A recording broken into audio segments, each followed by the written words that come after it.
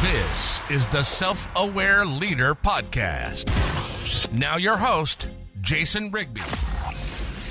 I did a podcast earlier today, and I was talking about things that I did in the past to kind of pull myself out of a situation, whether it was me being homeless or whether it was me, trying to figure out how to even get employed being homeless, whether it was me in my suicide attempt. I mean, crazy podcast, had sexual abuse as a child, just the list goes on and on. And in each of those situations, I did things, whether I realized it or not, but I did some certain things that were self-aware enough that helped me get myself to a point to where at least I could break free from that issue. Not be a victim anymore. Because I'm afraid, and I'm going to say this in a very loving way, and I don't want people to misrepresent this and think that I'm getting on to somebody. I'm coming from a place of me experiencing a lot of trauma in my life. When you're a victim, there's nowhere to go. There's nothing you can do. That archetype of being the victim, you're powerless. There's no motivation to get out of it. There's no desire to live above that identity, to understand who you truly are, understand that, of course, my past doesn't define me. Of course, it's not anything that I need to give attention to. Yes, I can heal from it. Yes, I can understand it. Yes, I could go to therapy. I could do shadow work that Carl Jung talks about. I've done all of those things. And I look at it in the end, and it was when I decided to, number one, gain clarity. And I kind of want to talk real personal today, just for a few minutes. If you have a project, you've got something that you're working on, we can make this real practical. Or maybe there's something in your life that it's Groundhog Day and you're on repeat. And it's the same bullshit over and over and over and over again. And it's more than being stuck. It's just like, why can't I break free from this cycle? And I was sharing with this lady in the podcast, I was like, I had to gain clarity. And it was like, what specifically does it look like? Can I even know it to the point that I can taste it, that I can visualize it, that I can see it, that I know every single detail of what the future is going to look like because I've planned it out that much? Do I have that much clarity? Because that clarity, that ability to be able to think and plan and strategize, no one can take that away from you. That takes you out of the victim mindset, doesn't it? And we've heard of stories over and over again in concentration camps, that horrific part of history where they've said, they can't mess with my mind. Over and over again, there's been countless stories where they've realized that, yes, the Nazi guards could physically abuse me, sexually abuse me, do whatever they wanted, but I had power over my mind, and they could not go into that and change that. And I was thinking today while I was doing the podcast, that clarity, gaining clarity on the situation and understanding it very specifically in what direction I need to go, how I'm going to get there in detail, that's going to pull me out. Next, I talked about momentum. When we look at momentum, it's kind of a word that we don't associate ourselves with it.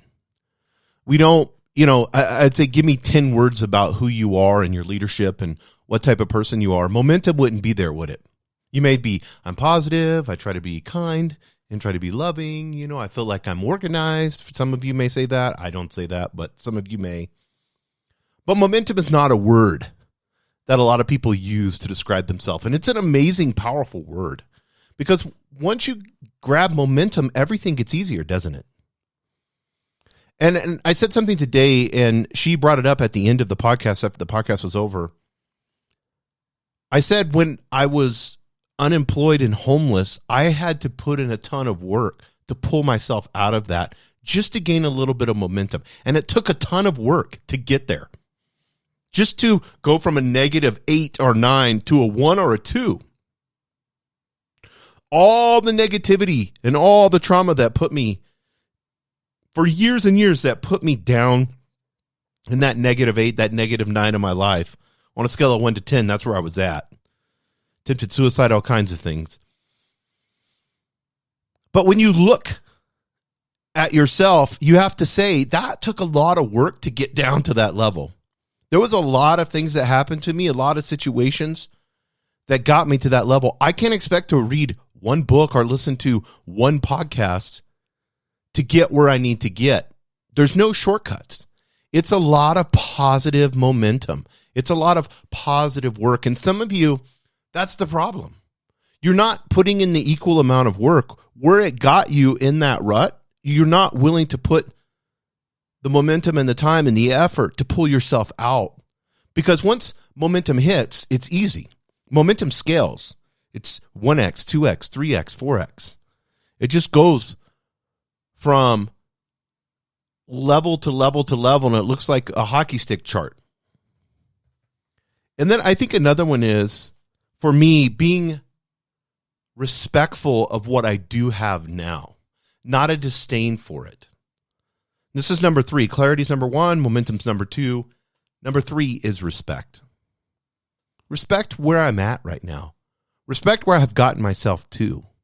Respect of the things that I have in my life, the relationships, the family, the material thing. I am able to hire a trainer and go 3 times to the gym a week.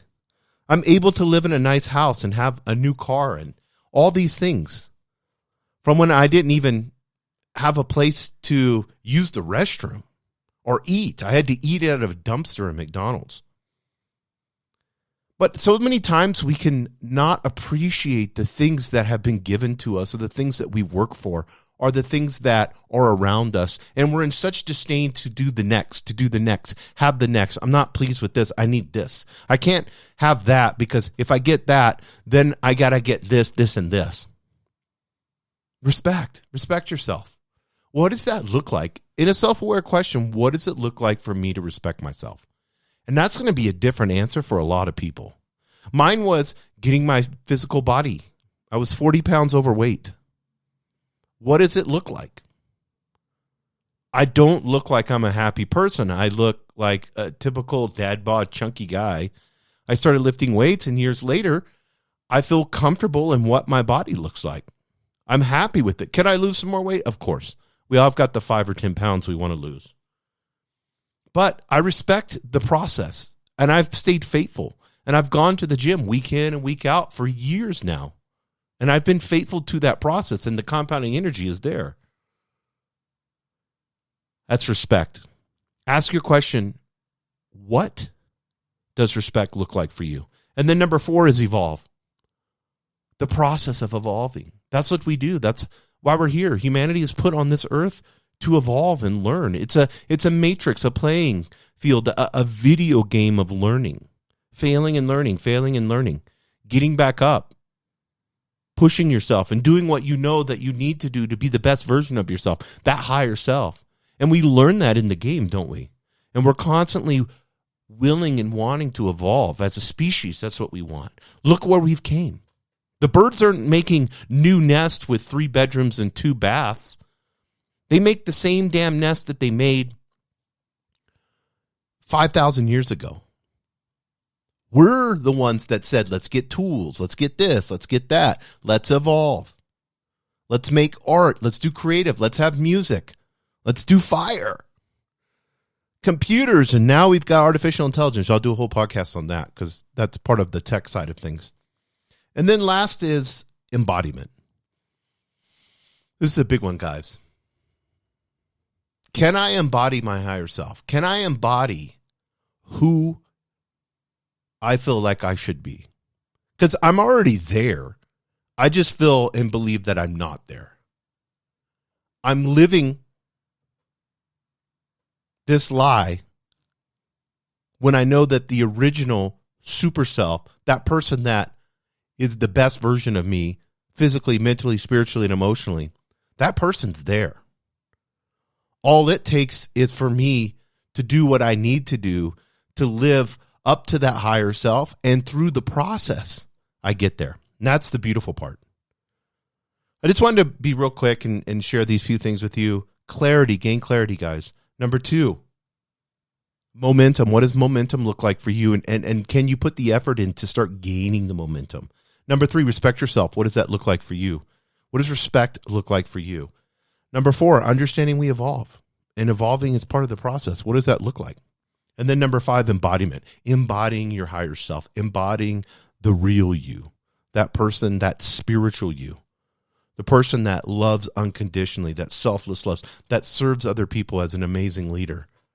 The one that is willing to go the extra mile and do what needs to get done, as the example that we see that Jesus gave us. Whether you believe in him or not, it's a myth, the story, it doesn't matter. It's an amazing example of what a person and what a leader should be. So I encourage you guys, look at these 5 things.